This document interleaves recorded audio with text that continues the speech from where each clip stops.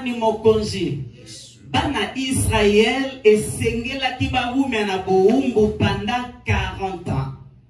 Amen. Mais vous allez remarquer avec moi, ils sont sortis d'Égypte après 430 ans. Or, la Bible nous dit dans Genèse qu'ils devaient rester en Égypte pendant 40 ans. Et vous verrez qu'ils sont sortis en retard. Retard de 30 ans. Et en lisant la Bible, vous allez comprendre avec moi. S'ils sont sortis en retard, ce n'est pas le problème de Dieu. Ce n'était pas le problème des sorciers. Ce n'était pas le problème des familles. Mais s'ils sont sortis en retard, c'était leur propre faute. Ils n'ont pas reconnu la personne que l'Éternel avait envoyée pour leur délivrance. Ils ont passé beaucoup de temps dans l'Égypte. Amen. Parce qu'ils n'ont pas reconnu la personne que l'Éternel avait établie. Ils n'avaient pas reconnu la personne que l'Éternel avait élevée pour leur délivrance. Au nom de Moïse. Et cela a fait qu'il puisse sortir 30 ans après. Au lieu de quitter après 40 ans, ils sont sortis après 430 ans. Amen. Qu'est-ce qui s'est passé en réalité? Les jours s'avançaient. Les jours de leur délivrance s'approchaient. Et la Bible nous dit ceci. Moïse avait commencé le processus de leur délivrance. Parce que c'est Moïse qui devait les faire sortir d'Égypte. Et lorsque Moïse avait commencé, et vous allez remarquer dans la Bible, ils se sont opposés contre Moïse. Amen. La Bible nous dit Moïse grandit. Et il avait vu comment les Égyptiens faisaient souffrir son peuple, les Hébreux. Et la Bible nous dit un jour, il avait vu un Égyptien qui frappait un Hébreu. Et Moïse avait regardé de gauche et à droite, il n'y avait personne. Et il a tué l'Égyptien qui était là. La Bible nous dit les jours suivants, il a vu les Hébreux qui se querellaient entre eux. Et il dit à celui qui avait tort, pourquoi frappes-tu ton frère? Il nous répondit ceci, qui t'a établi chef parmi nous? Qui t'a établi juge parmi nous? Tu veux me tuer tel que tu avais tué l'Égyptien le jour passé? Amen. Ils se sont opposés à Moïse. Et cela fait que Moïse puisse fuir. Il était parti dans la forêt, au pays des mendiants. Amen, amen. Oh, dans son palais, tout s'écrit. Et la Bible nous dit, après la fuite de Moïse, les jours s'avançaient. Amen. L'Éternel devait les faire sortir d'Égypte. Mais qu'est-ce qui s'est passé? Du fait que l'Éternel, il savait que c'est Moïse qui devait les faire sortir d'Égypte. Et la Bible nous dit ceci. L'Éternel est allé rencontrer Moïse. Pendant qu'il était en train de Jétro, son beau-père.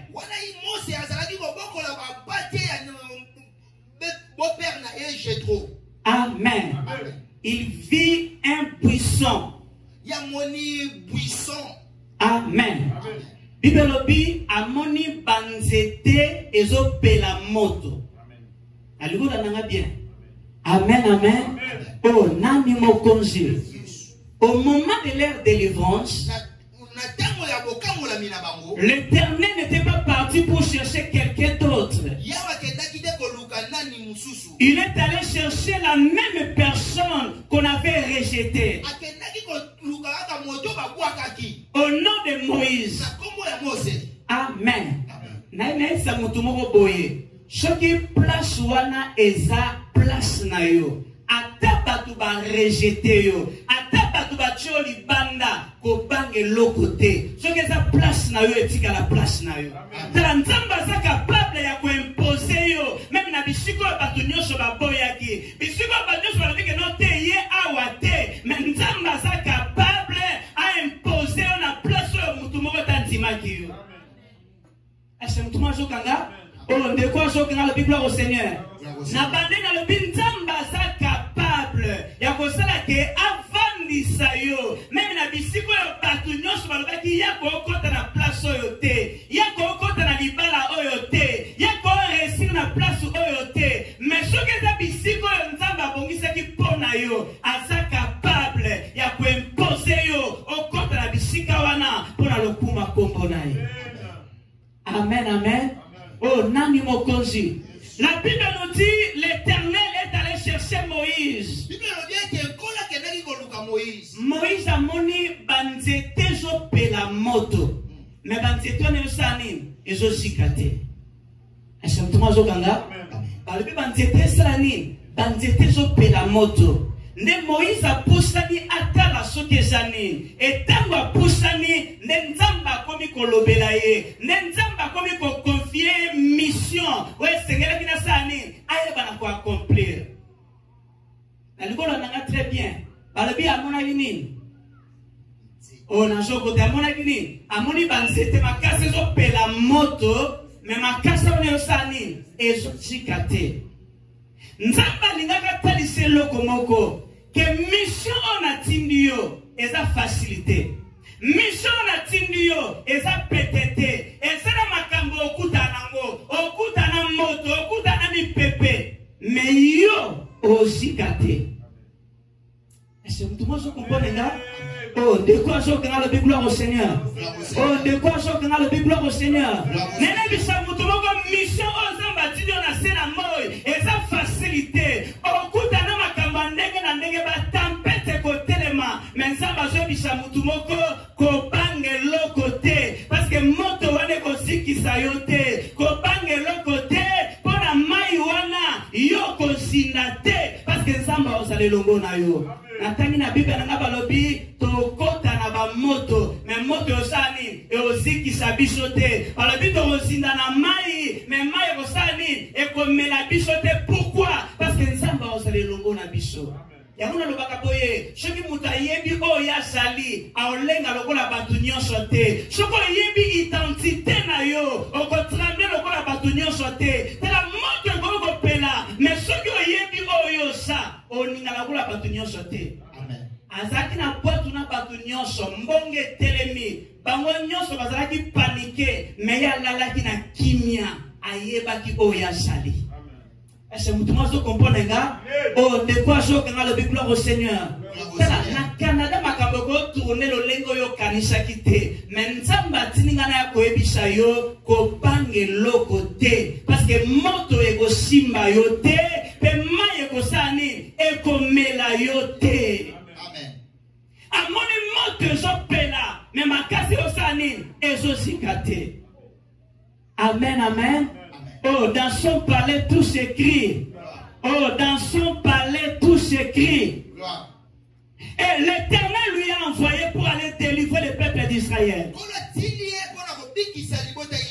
La même personne qui a été rejetée, c'est toujours la même personne que l'Éternel a choisi pour leur délivrance.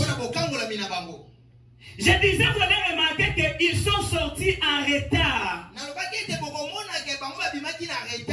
C'est parce qu'ils n'avaient pas reconnu la personne que l'Éternel avait choisie. Dans chaque communauté, dans chaque église, paroisse ou cellule, il y a toujours des gens que l'Éternel établit pour notre bénédiction. Il y a toujours les gens que l'Éternel élève pour que nous puissions atteindre nos destinées.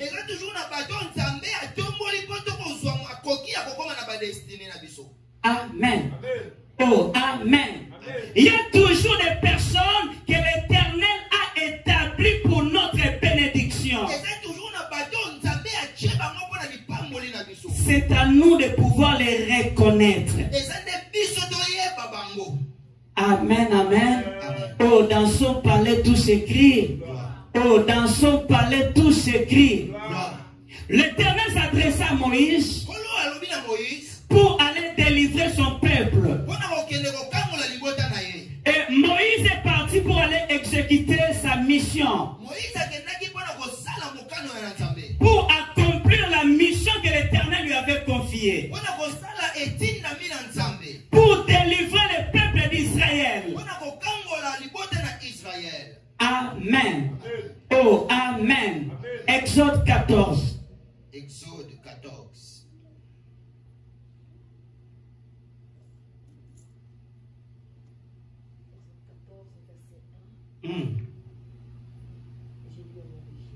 Amen. L'Éternel parla à Moïse et dit: Nzambe alobi na Mose pe alobi boye. Yebisa bana Israël. Babaluka. Amen. Amen. Toujours que les canaliers sont à partir les gauchos. La Bible nous dit: l'Éternel parla à Moïse et dit: parle aux enfants d'Israël qu'ils se détournent. Kolo alobi na Moïse pe alobi na yebisa bana Israël babaluka. J'avais dit l'Éternel avait envoyé Moïse pour faire sortir son peuple d'Égypte. Et ce peuple avait bien compris qu'il est temps qu'on puisse sortir d'Égypte. C'est notre moment de délivrance. C'est notre moment de bénédiction. C'est notre moment de changement. Oh, j'annonce à quelqu'un maintenant que c'est ton temps de délivrance. C'est ton temps de bénédiction. C'est ton temps de changement. C'est ton temps d'élévation. C'est le temps que tu puisses vivre la gloire de Dieu dans ta vie. Ils étaient conscients que maintenant nous devons sortir. Nous devons quitter l'Égypte pour aller à Canaan. Mais qu'est-ce qui s'est passé? Ces peuples connaissaient bien les chemins qui amènent vers le Canaan. Ils savaient d'habitude que nous devons emprunter tel chemin pour arriver au Canaan. Amen. À leur sortie, ils se sont déjà dirigés vers cette direction. Amen, amen. Ngana ebi nsela wana bakenda kango boye. Ngana ebi nsela wana basala kango boye. To balobi ba bima, ba onyo so batali nsela wana babenga ngo nsela ya ba Philistin. Batali yango balobi awa, tozo kende, to koma wapi, to koma na terre promise. To yebi nsela esenge na biso ko kende. Nene bisha mutu moko, nzambo to ndimela ngana benga kaye aza multi-système. Azaka na façon moko ya kosala makambo te. Azaka na nzela moko ya kosala makambo te. Azaka na façon epele ya kopere na bongo ya mutu.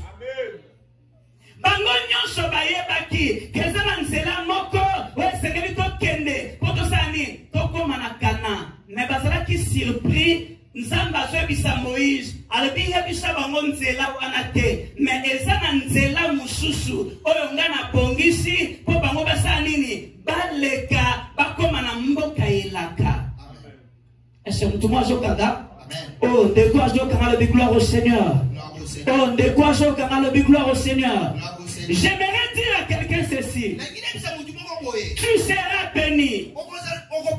Tu seras élevé. Amen. Tu seras honoré. L'Éternel te fera grâce. Mais nous devons comprendre ceci. Je serai béni, mais pas de la même manière que tout le monde. C'est mon tour, Jokanga. On est quoi, Jokanga, la gloire au Seigneur. Na opambolama. Maintenant, on va utiliser formule kaka mon côté. Oya salela ki batunyoso. Le lengo peut-être des frères c'est ka pangolami. Et ça le lengo ngana opambolama te. Nzamba sana makoki a utilisé moyen mususu pour la bénédiction nanga. A utilisé moyen mususu pour la kotomba mananga. A utilisé moyen mususu pour la libala nanga. A utilisé moyen mususu pour la kotomba mananga. Balabite que le roi est pangolama qui na formule songolo. N'a pas pangolama kana gauche non. Azaka limité te. Azana ba fâché belé à mosala. Nako pambolama. Menanzela o batunyosho ba pambolamiti. Amen. C'est mon tour Jokanga. Oh, de quoi Jokanga le gloire au Seigneur.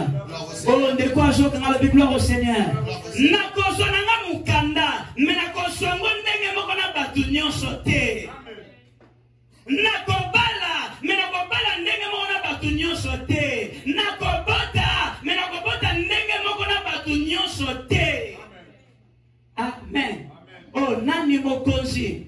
Non, tout le monde a basala kaboye. T'as pas te béni parce que échouer pourquoi? Et comme na moment où on peut s'inzambe mu Congo. Ça dit et ça ne loko monga na yebi awa basala kaboye. Pasteur te. Oyo quand même mutu msozo discuter na motambushi. Te ngana yebi awa basala kaboye. Ngana yebi awa kenda ta na makamanza bezala te na yebi ba kenda kaboye. Lelo nzamba kolo bano kende na gauche, lobi alobi kende na droite.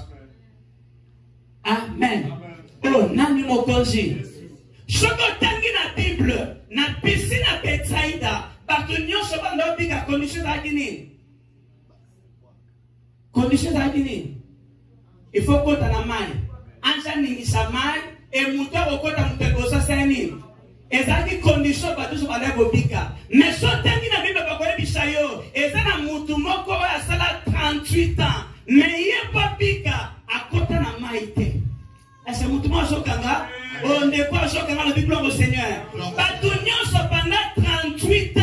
Mon kili mobima ba yebaki. Il faut passer la anja ningisa mai. Muta koti na simana umta seni abiki. Seni ba limiter nzambe na citation wana. Mais so tangi na Bible ndeko ya 38 ans ya kota na maite. Mais ya swangolu ya kuta na Jésus. Ayebise maloba à l'instant même. Ma kolozi makasi a telemi patamboli. Nzambe na ngale kisona nzela oyo mutu moko tatikala koleka. Nzambe na ngale salelo na formule oyo atikala kosalela mutu moko te awa na sena mo. Amen. Oh nani mokonzi. Ngana yeko moni na Canada basala kaboye. Okangami na formule moko. Ya mwana zo souffrir. Mitike pa ya Nzambe ala kisayon nzelo esenge na yolanda. Nasana mutu te mutu oboka ngasate nzoka ndasala ki pene ya mutu yo apesa ka pomoy nawe sanga ki pomoy apesa ka makasi nawe sanga ki makasi. Amen. Oh nani mokonzi. Oh de quoi so kana le gloire au Seigneur. Oh de quoi so kana le gloire au Seigneur. Ça dit bango nyonso bandeko sela baebi kenzeleza moko non. Tant que la présence ensemble mitika kambayo. Bangone so ba la maye ningana. Nongana obika na maye. Wone sa calcul na yo. Na Bible ba lobi boye. Ba penser ensemble mes pensées ne sont pas vos pensées. Et ça na oyo so kanisa, mais ça on nzamba so kanisa te.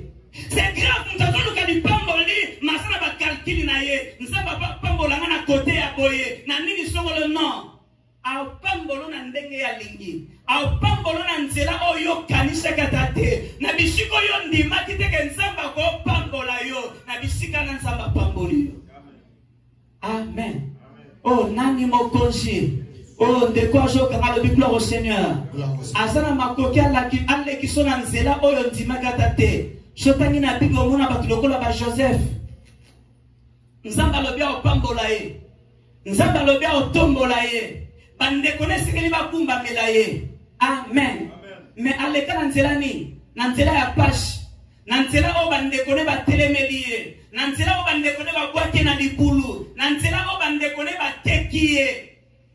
Akena boumbu na boumbu ba kosele ba problème akena prison ngalo ba kasule zaki na temps ya ba prophète alelo ba kolo ba sana ba lien au moins ba problème so landa yo ba kwa kyo na libulu ba tekio na sima goteko ba kosele makambu o se retrouver na prison ba ko bimesele ba professeur ko beke o sana ba lien même so kaneza ki ba lien te ezanzela o nzamba bongisaki na suka ya histoire tangu nzamba talisi makasi na ye oyoka atelemi Joseph atelemi liboso bandeko na ye ali bosala kinga mabete mais nzambe muta permetaki bino botekanga pour lelo na koma oyo nazali na katikata bandeko lela na katikati maya miso bandeko tanga ase retrouver na prison innocent asala ta mabete mais nzoka neza nzela o nzamba bandeko tracer pour ye akoma na destinée na ye banzela ya nzambe eza banzela na yote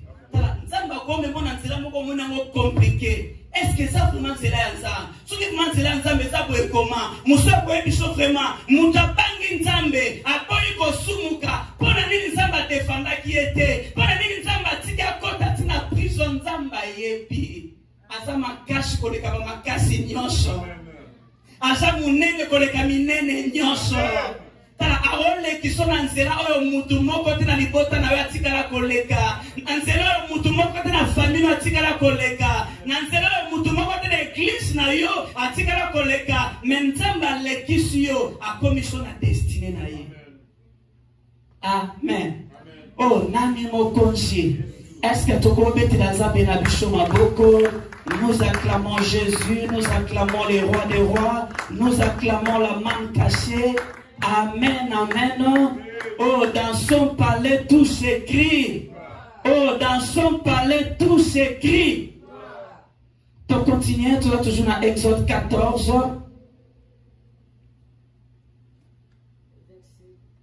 Verset 8. L'Éternel endurcit le cœur des pharaons et le pharaon poursuivit les enfants d'Israël. Les enfants d'Israël étaient sortis à la main épée. Continue. Les Égyptiens le poursuivirent et tous les chevaux, les chars des pharaons, ses cavaliers et son armée les éteignirent campés près de la mer, vers vis-à-vis des belles. C'est faux. Pharaon approchait les enfants d'Israël, levèrent les yeux et voici les Égyptiens étaient en marche derrière eux. Les enfants d'Israël eurent une grande frayeur et crièrent à l'Éternel. Ils dirent à Moïse, n'y avait-il pas de sépulcres en Égypte sans qu'il fît besoin de nous mener mourir au désert? Que nous a-t-il fait en nous faisant sortir de l'Égypte? N'est-ce pas là ce que nous te disions en Égypte? Laissez-nous servir les Égyptiens, car nous aimons mieux servir les Égyptiens que de mourir au désert. Moïse répondit au peuple. Amen. Ne crains rien. Acclamons pour la parole du Seigneur. Acclamons pour la parole du Seigneur. Gloire à Dieu. Amen, amen. Oh, dans son palais tout s'écrit. La Bible nous dit Pharaon s'approchait. Et les enfants d'Israël levèrent les yeux. Et voici, les Égyptiens étaient en marche derrière eux. Et les enfants d'Israël eurent une grande frayeur et crièrent à l'Éternel en disant, ils dirent à Moïse, n'y avait-il pas de sépulcre en Égypte sans qu'il fut besoin de nous mener mourir au désert? Que nous as-tu fait en nous faisant sortir d'Égypte? Ne c'est pas là ce que nous te disons en Égypte. Laissez-nous servir les Égyptiens. Laissez-nous servir les Égyptiens. Car nous aimons mieux servir les Égyptiens que de mourir au désert. Pendant qu'ils ont sorti d'Égypte, ils ont commencé leur marche. Et la Bible nous dit, après un temps, ils ont vu Pharaon et leurs chars, leurs armées derrière eux.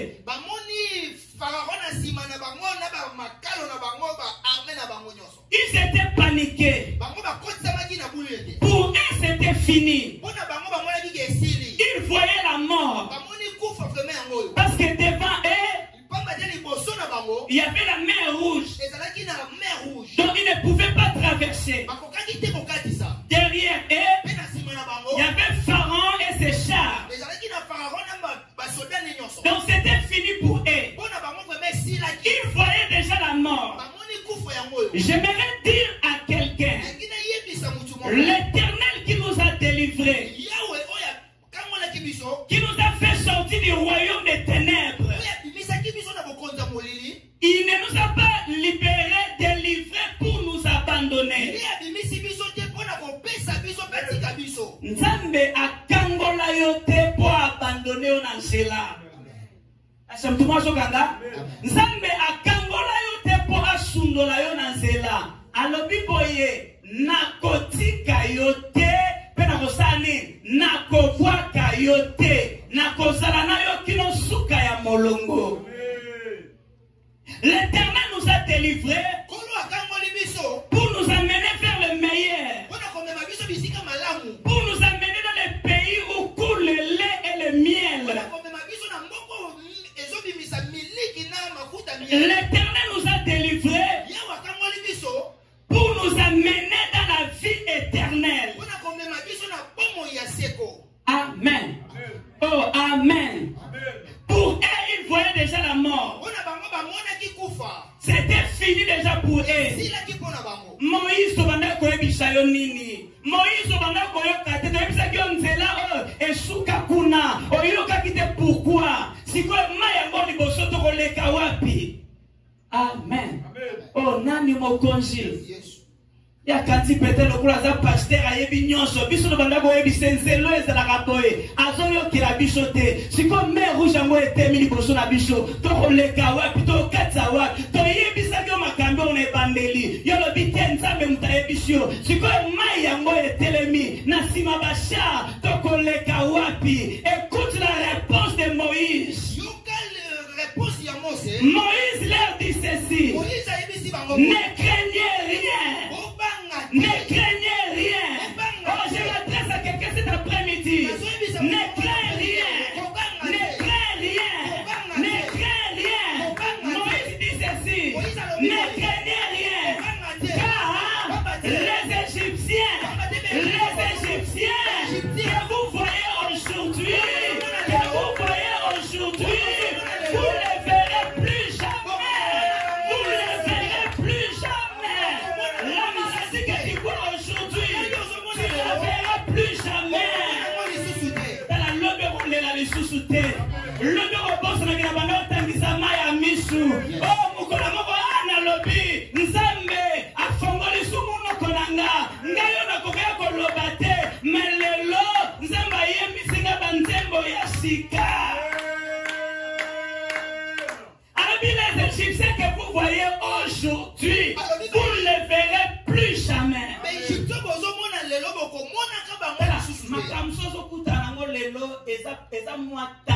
Eza finalité. Lobe olukango mona ngoli susute.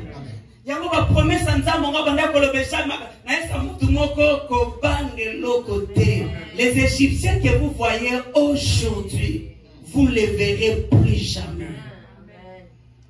Amen. Oh, nani mokonzi. Sikona mituni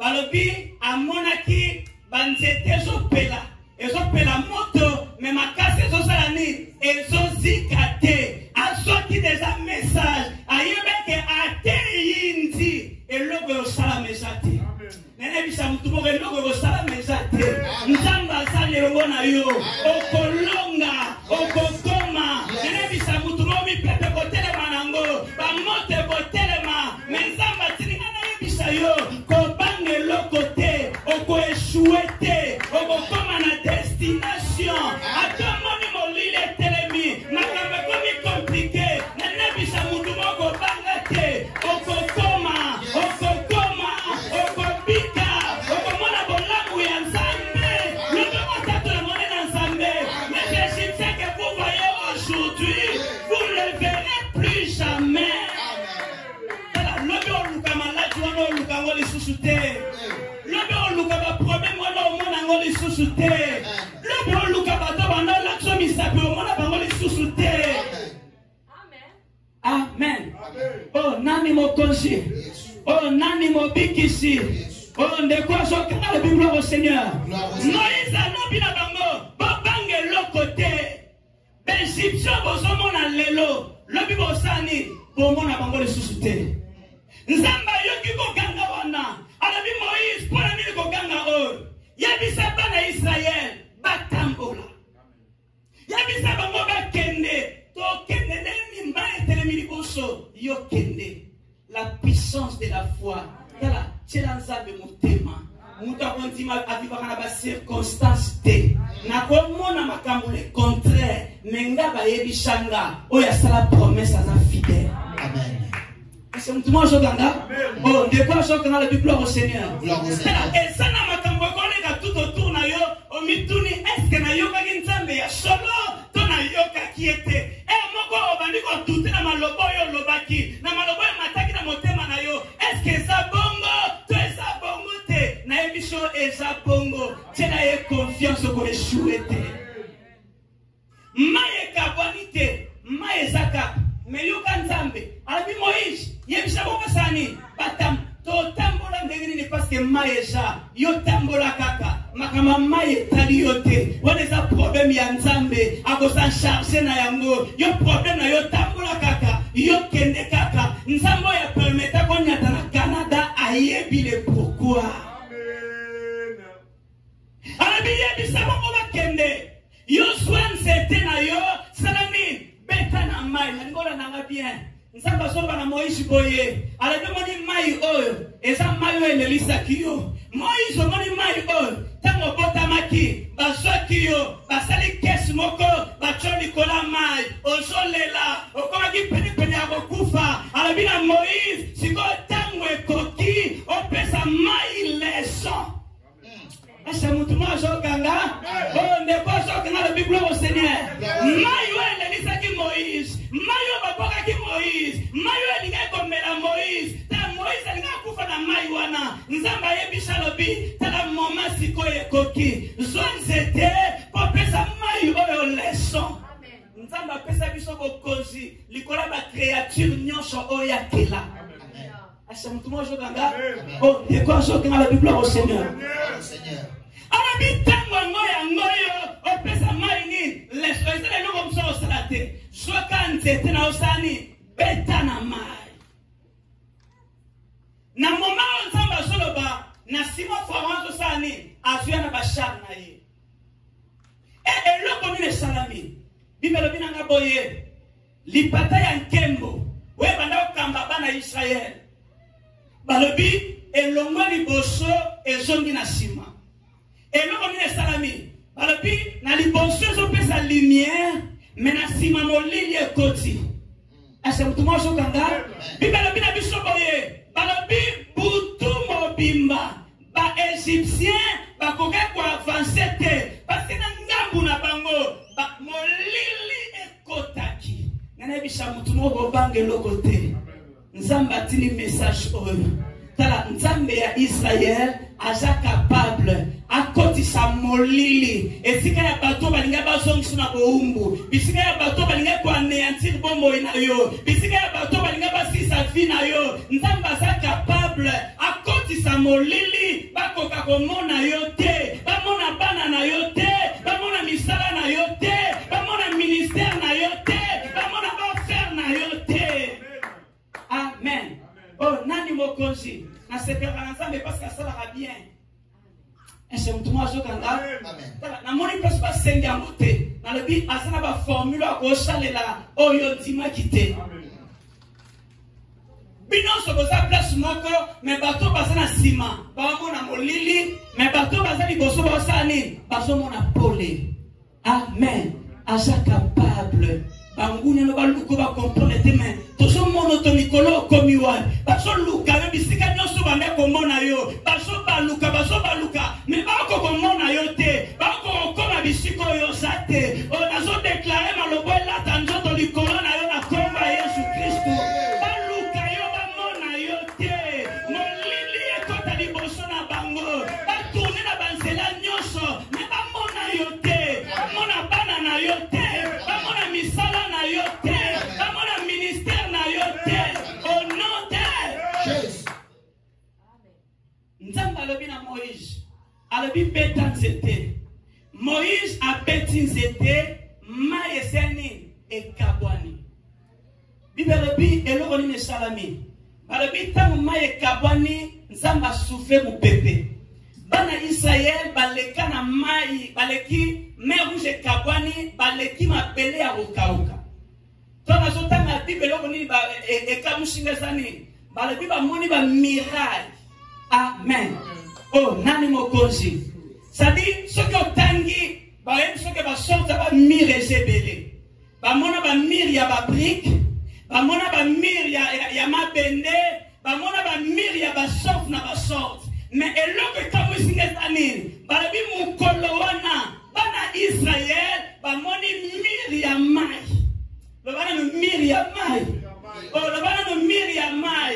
Sadi même ingénieur ba ko définir angote mire ya mai esala bikoma tala bazokatisa koto ya mai telemi bazokende sadi mire salami ba moni makambo ya batikala jamais komona tala nzamba sana makoki asalela yo makambo ya tikala jamais kosala manafina yo ala bazokana kosala pona baba lingaka makambo ya misa mutu monate oli to ya mutu yokate oye matana motema ya mutu te yango nzamba linga sala longo na yo tala esala makambo yo mona me musuna no mona te e o sengo chela e confiance ko monango esala ba histoire yoka me esala ba histoire musuna no yoka te e sengo chela e confiance ba fandi na Egypte ba moni ba miria ba sorte na ba sorte me mukolono ba moni miria mai azobi tu nesalama kindenge nini ba posa ki beton nango koma et c'est-à-dire na yebite ingénieur nini agoko libole la biso atali sabiso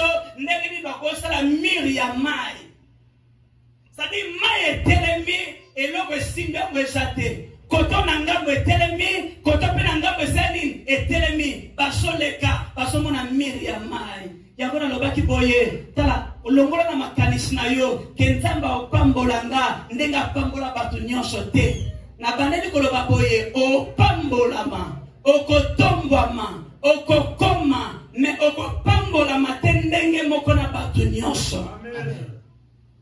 Sabi nzambe ya Israel alingaki alekisa peuple na ye na nzela oyo mutu moko te atikala koleka banda mokili ebanda. Voilà, tu peux tous limiter nzambe. Na lina sela kaka même formule. Ngape funa bala kaka boye. Ngape funa zo mukanda kaka boye. Tala nzamba sana makoki asale lo formule oyo atikala ko sela mutu moko te. Donc vana ndako l'équipe na audience te au moni pe na boîte aux lettres mukandeye ke tontimio o mituni bantiminga koma e sala mindenge ni sadi eleke na mayele na yo na bane ko loba obo resi moko resu ndenge moko na batu nyonso te okobonga me okobonga ndenge moko na batu nyonso te okokoma me okokoma ndenge moko na batu nyonso te. Nzamba sana makoki asala formule oya lingi. Amen. Le bana no Miriamai. Oh na so kote le bana no Miriamai. Tout le monde ba mir ya ba sorti nyonso mais mukula na bana Israël ba moni mir oyo banda ba botama banda ba koko na bango etikala jamais kozala tala nzamba linga koma histoire asikala bomo ya mutu moko na kantia mutu ngasa na le binzamba linga koma histoire asikala bomo ya mutu moko na le binzamba linga koma livre ya sikala vie ya mutu moko nengo zomdi mesala mela yo bomo na kombo na Yesu Kristo nzamba zaka pana sele makambu ya sika. La Bible nous dit ceci: ne vous souvenez plus aux événements passés, ne considérez plus ce qui est ancien. Alors voici. Voici, na limina sala eloko ya sika oye dangote na kochanzela na kati esobe tala tozala nzambo yo achaka nzela atala kati esobe bakotala boye awanzela kobimezate meyazala makoki akreye nzela akreye mokoma alobi boye je suis le chemin azaka na problème ya nzela te bisikola nzela eza te eza problème pour na yete parce que lui-même il est le chemin sokotange l'autre na kobima ndeni pasteur eza problème na yo te oyo aza kati na lobi je suis le chemin c'est fort je suis le chemin yo talelanga tilanga botema na okoma ndeni eza problème na yo te je suis le chemin nzelo ememaka na bénédiction nzelo ememaka na réussite nzelo ememaka na changement nzelo ememaka na honneur je suis le chemin la vérité et la vie. Amen. Ozobeta calcul pourquoi ozolimite nzambe pourquoi alobi na kochanzela na kati esobe ata na kati ebale na osali na kochanzela nalobaka boye na dictionnaire ya français mot impossible existaka mais na bible na biso mot impossible existaka te pe otikala jamais koexiste. Amen. Asa mutuma robetela nzambe ne maboko asa mutuma robetela nzambe ne maboko asa mutuma robetela nzambe ne maboko. Bible bima ekabana deux parties bana Israël ba quatre ba koti babandi ko kende bazokati samai Bible bina sima nango Pharaon pa ina ba charme ba sani ba koti babandi ko kende eloko nini salami Bible bi nzambe ache désordre na kana bango bazoko ko tambola te ba charme bango zoko ko avancer te ba comprendre ba lobi te nzambe azobunda pona bana Israël lokola azobunda pona bango tosani tokima. Amen. Oh nani mokonzi bakotaki na mai pourquoi na mutuna bango ezali ko banda okanisa ke Bible bini balobi mungunya koyana ni na nzela moko bapanangana nani na nzela sambo sadi bango bayebaki balobi soki eyindi nzela sambo komonana autre sani tokobima mais bayebaki teke nzamba c'était déjà formule et que na mbala wana nzela kobime kozala te mutu akobima kozala te bato nyonso bakoti baotikala na mai asa mutu mo azokanga ndeko azokanga lobi gloire au Seigneur sadi mokolo wana baluka seti chemin bamonango te nzambe ayebisi na Moïse sadi ntango nzambe asouffle lisusu likolo ya mai mai esangani mutu aza moya kobima te ese mutu mo azokanga ndeko azokanga lobi gloire au Seigneur ndeko azokanga lobi gloire au Seigneur la puissance de la foi tala Moïse abanda kontima ke oyo asala elaka aza fidèle ese mutu mo azokanga ndeko azokanga lobi gloire au Seigneur soko lingo pika nguya ya kontima tshela nzambe motema nzambe azokende okomisa mutu moko monima ese mutu mo azokanga nalobi nzambe akende okomisa mutu moko monima nzambe akende okomisa mutu moko elembo nazoyebisa yo tshela ye motema lokola aveugle ozoyeba te eosalama koma tala mokolo wana Maria tuni alobi eosalama ndenge nini bayebisi balobi ozala makasi na yo te mais par la puissance du Saint-Esprit moko toobela estoma mpo toobeta bakalkile eosalama koma tikela ye motema yo tshela ye kaka confiance nzambe soki na échoué gloire à Dieu mais nga nayebi na koéchoué ata mokolo moko te bato nyonso ya tambola na bango bakoma ntina destination Achantement jokanga. Dans le Bible, tout nyonso ya tambola na bango, ba koma tiwa tina destination. Yo tira motema o koma tina shuka. Ko bange loko te parce que nzamba crash ase lokona ko. Ase to ko bete la corona bicho maboko, to bete nzambe na bicho maboko. Gloire à Dieu.